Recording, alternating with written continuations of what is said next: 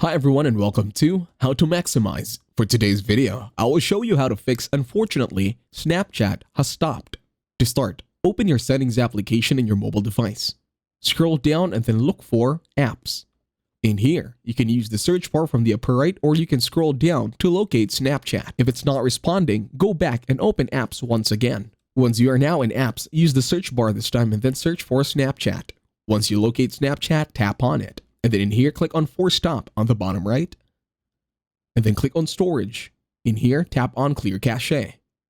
Once you are done, you can now close Settings. Then open your Google Play Store in your mobile device. In here, again, we are going to be using the search bar and then we are going to search for Snapchat.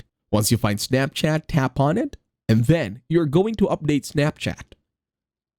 Once done updating, you can now close your Google Play Store and then open your Snapchat application. And that's it. Thank you very much for watching. Please leave a like, share, and subscribe to the channel.